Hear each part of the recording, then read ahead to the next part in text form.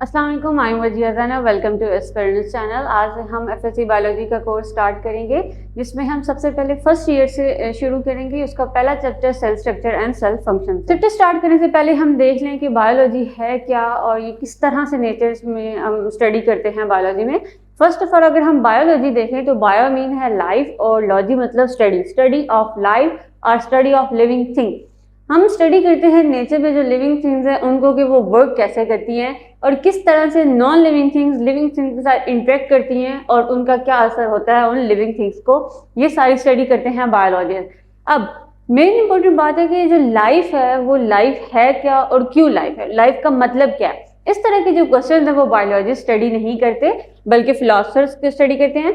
Biologist ने क्या study करना है कि जो लाइफ है वो वर्क कैसे करती है, अब वो है और क्यों है, उसके क्वेश्चन का जवाब वो देंगे।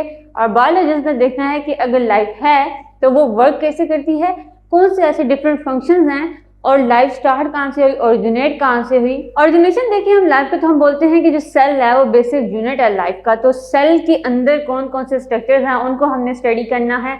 डिफरेंट ऑर्गेनेलिज हैं, न्यूक्लियस है, साइटोप्लाज्म है, उनका फंक्शन क्या है हम वो भी स्टडी करेंगे। और अगर हम देखें तो उसके बाद हमारे पास एक सेल थ्योरी आई कि जो सेल है वो किस तरह से जो लाइफ है उसकी बेसिस है। तो हमें पता चला कि जो सेल है वो फंडामेंटल यूनिट है of structure and function of cell. उसके बाद जो सारे ऑर्गेनिजम्स हैं वो सारे किससे मिलके बने होते हैं, सेल से, एक या दो सेल से।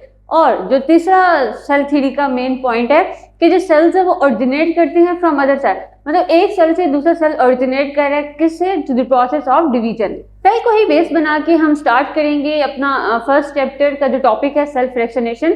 डिफरेंट टेक्निक्स देखेंगे हम सेल स्ट्रक्चर एंड फंक्शन में। पहले सेलुलर टेक्निक कि किस तरह से जो है सेल को हम स्टडी कर सकते हैं, सेल के जो अंदर ऑर्गेनेलिज हैं उनको किस तरह से स्टडी कर सकते हैं।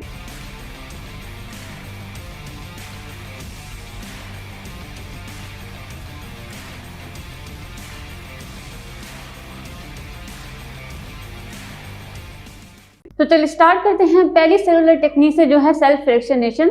सेल फ्रैक्शन से आपको नाम समझ आ रहा है कि सेल मतलब हमने जो सेल को स्टडी करना है, फ्रैक्शनेशन हमने उसको डिफरेंट पार्ट्स में डिवाइड करना है। अगर हम सेल की स्टडी कर रहे हैं, सेल के अंदर जो कंपोनेंट्स है, ऑर्गेनेलिज हैं, उनको हमने उस मिक्सचर से किस तरह से अलग करना है और उनको बाद में किस तरह से स्टडी करना है। तो जो मेन प्रोसेस होता है जिस मिक्सचर से हम डिफरेंट ऑर्गेनेली या कंपोनेंट्स को अलग करते हैं बाद में स्टडी करते हैं, उस प्रोसेस को हम बोलते हैं सेल फ्रैक्शनेशन। अब हम देखते हैं कि सेल फ्रैक्शनेशन स्टार्ट कैसे होती है और हम इसे किस तरह से परफॉर्म कर सकते हैं।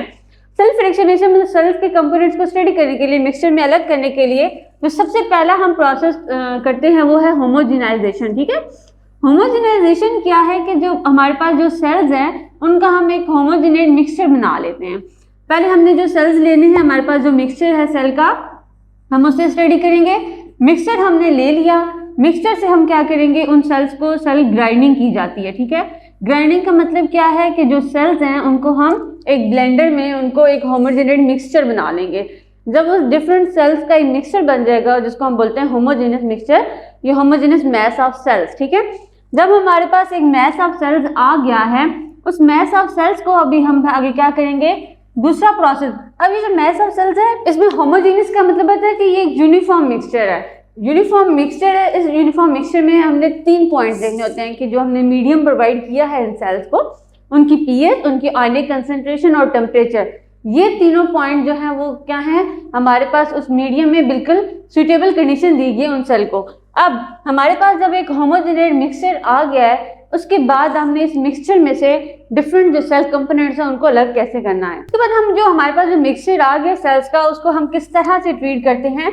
हमारे पास एक सेंट्रीफ्यूज मशीन होती है जिसमें हम क्या, जो प्रोसेस हो रहा होता है उसे हम सेंट्रीफ्यूगेशन बोलते हैं। सेंट्रीफ्यूगेशन से हम क्या करते हैं, उन डिफरेंट मिक्सचर ऑफ सेल्स को अलग अलग करते हैं।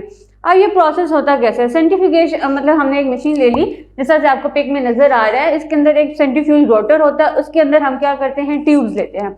उन ट्यूब्स में हमारा जो मिक्सचर होता है सेल्स का, उस मिक्सचर को हम डाल के जो भी हमारा सैंपल है उस मशीन में हम क्या करते हैं, उन्हें रोटेट करते हैं। अब उसकी रोटेशन और जो हमने आगे पढ़नी है कि किस तरह से हम इन मिक्सचर्स को लेके आगे डिफरेंट स्पीड पे करते हैं, उससे पहले हम सेंट्रीफ्यूगेशन की अगर हमने 2 बातें करनी है कि किस स्पीड पे करती हैं। तो जब हम सेंट्रीफ्यूज में ट्यूब्स को डाल के रोटेट करवाते हैं तो 2 तरह के यूनिट्स हम आगे पढ़ेंगे, एक है आरपीएम और दूसरा क्या है जी। अब इसमें आरपीएम का क्या मतलब है, रेवोल्यूशन पर मिनट। जिस स्पीड से, अब इसमें दोनों में डिफरेंस देखना है। रेवोल्यूशन पर मिनट का है, रेवोल्यूशन पर मिनट मतलब जिस स्पीड से ये जो ट्यूब्स हैं इनके अंदर जो सैंपल है वो रोटेट कर रहा है, उस स्पीड को हम जिस तरह से मेजर करते हैं वो हम बोलते हैं रेवोल्यूशन पर मिनट। पर मिनट में कितना रिवॉल्व कर रहा है वो सैंपल, जिस स्पीड से, उसको क्या बोलते हैं हम, रेवोल्यूशन पर मिनट। और दूसरा क्या है हमारे पास जी, हम जब आगे स्टडी करेंगे हम देखते हैं कि हमने उसको 500 जी की रोटेशन दी, मतलब 1000 जी यूज किया, ग्रेविटी यूज की। तो ये हमारे पास जी क्या है, ग्रेविटी है, फोर्स ऑफ ग्रेविटी। फोर्स, अगर हम ग्रेविटी देखें तो ग्रेविटी क्या है कि जो सैंपल हम रन कर रहे हैं सेंट्रीफ्यूज मशीन में, उसमें जो सैंपल्स ने एक्सेलरेशन गेन की है, जो एक्सेलरेशन है उसको जो मेजर करते हैं हम उसको क्या बोलते हैं, फोर्स ऑफ ग्रेविटी। उस एक्सेलरेशन जो उसने ली है उसको मेजर करने के लिए हमारे पास हम उसे बोलते हैं फोर्स ऑफ ग्रेविटी। और दूसरी जो स्पीड से वो घूम रही है उसको हम यूनिट यूज करते हैं आरपीएम। आगे हम देखते हैं कि किस तरह से जो सेंट्रीफ्यूगेशन का प्रोसेस है वो होता है। हम एग्जांपल लेंगे एक मिक्सचर, फिर हम डिफरेंट स्पीड्स पे उसको रन करवाएंगे और देखेंगे कि किस तरह से डिफरेंट स्पीड्स पे उन मिक्सचर से कौन कौन से कंपाउंड्स क्या है अलग होते हैं। लेते हैं कि हमने, हमारे पास एक मिक्सचर है हमारे ट्यूब में, ठीक है, डिफरेंट सेल्स हमारे पास हैं, ये हमारे पास सैंपल है। अब हमने डिफरेंट, जब हम रोटेशन करवाते हैं सेंट्रीफ्यूज में तो उसको डिफरेंट स्पीड्स पे करवाते हैं।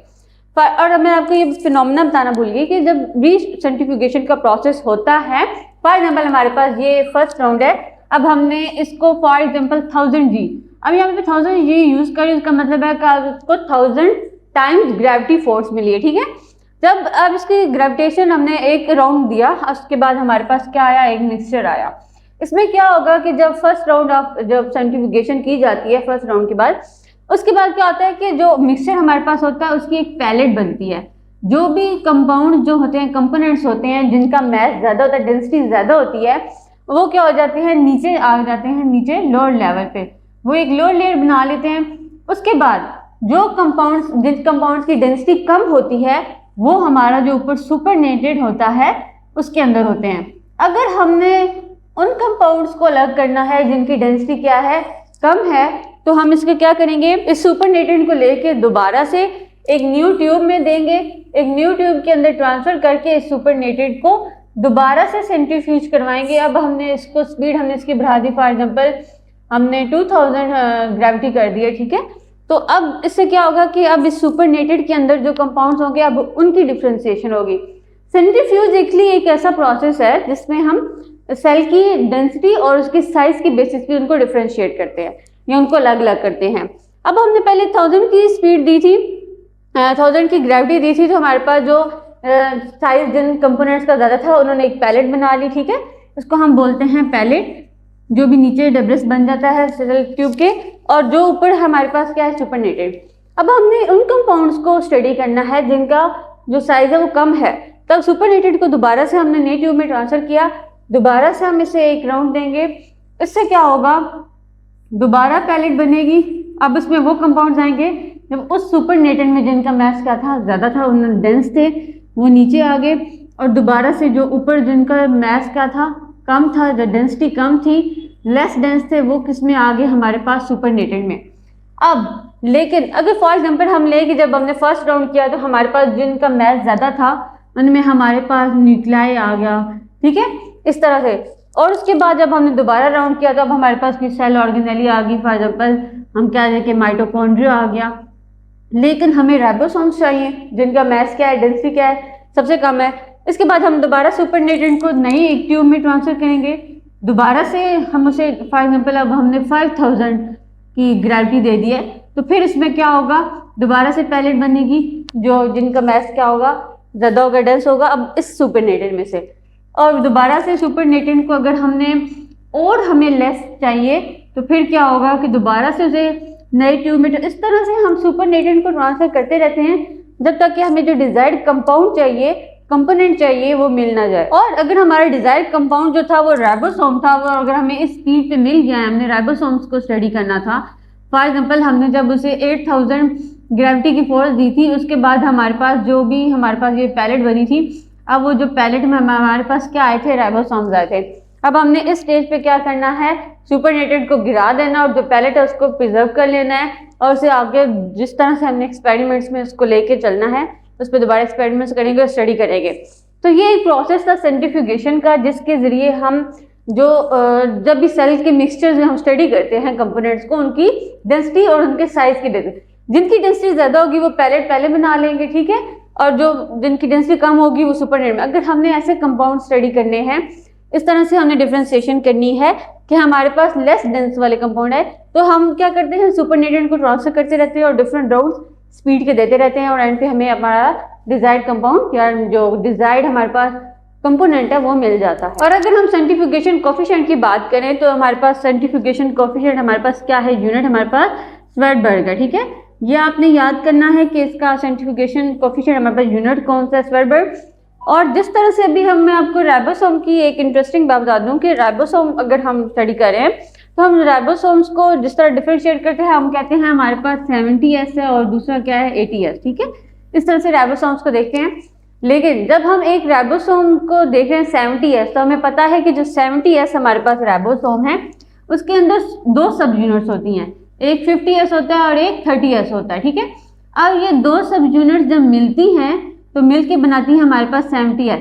ये तो बात है कि जब हमारे पास जो कोफिशिएंट्स होते हैं, जब उनको ऐड करते हैं तो ऐड करने से उनका जो सरफेस एरिया होता है वो कम हो जाता है। तो ओवरऑल इन सब यूनिट्स को वैसे हम मैथमेटिकली ऐड करें तो हमारे पास 80S आता है, लेकिन हमारे पास अगर हम देखें तो सब यूनिट जो है, हम राइबोसोम की जब बात करते हैं तो इसका जो कोफिशिएंट है हमारे पास वो क्या है 70S। तो इस तरह से जो इनको ऐड किया जाता है तो हमारे पास टोटल नंबर मैथमेटिकली वैल्यू जो होती है वो नहीं आती, बल्कि दोनों सब यूनिट्स के ऐड होने से सरफेस एरिया कम हो जाता है। तो इस वजह से इसका क्या है, हमारे पास 70S है कोफिशिएंट। तो ये था हमारा आज का लेक्चर, जिसमें हमने सेल फ्रैक्शनेशन को देखा कि किस तरह से हम सेल्स और उसके जो कंपोनेंट्स हैं उनको अलग कर सकते हैं उनको डिफरेंट स्टडी करने के लिए। सबसे पहले हमने उसमें देखा कि होमोजेनाइजेशन, पहले हम उसका एक मिक्सचर जो सेल्स का होता है होमोजेनियस मिक्सचर बना लेते हैं थ्रू ग्राइंडिंग इन ब्लेंडर। उसके बाद उन फ्रैक्शन जो हमारे पास मिक्सचर होता है सेल्स का, उनको थ्रू सेंट्रीफ्यूगेशन हम डिफरेंट कंपोनेंट्स को अलग अलग कर लेते हैं उनकी डेंसिटी और उनकी साइज की बेस पे। तो हमने देखा सेंट्रीफ्यूगेशन में सबसे पहले जो पैलेट बनती है वो जो ज़्यादा डेंस होते हैं वो पहले बना लेते हैं। इसी तरह से हम स्पीड इंक्रीज करते रहते हैं RPM या ग्रेविटी। तो इस तरह से जो कंपाउंड्स हैं वो अपनी डेंसिटी की बेसिस पे पैलेट्स बनाते रहते हैं। हमें जो डिजायर्ड प्रोडक्ट चाहिए होता है या डिजायर्ड हमें कंपोनेंट रिक्वायर्ड होता है, अगर हमें वो लेस डेंस चाहिए तो हम एंड पे उसको जाके रिकवर कर लेते हैं through the process of centrifugation. और उससे फिर आगे हमने डिफरेंट एक्सपेरिमेंट्स में यूज करना हो हमसे प्रिजर्व कर लेते हैं और डिफरेंट एक्सपेरिमेंट्स करते हैं। आप हमें फेसबुक के पेज पे फॉलो भी कर सकते हैं और व्हाट्सएप का ग्रुप भी ज्वाइन कर सकते हैं, जिसका नंबर आपको डिस्क्रिप्शन बॉक्स में मिल जाएगा।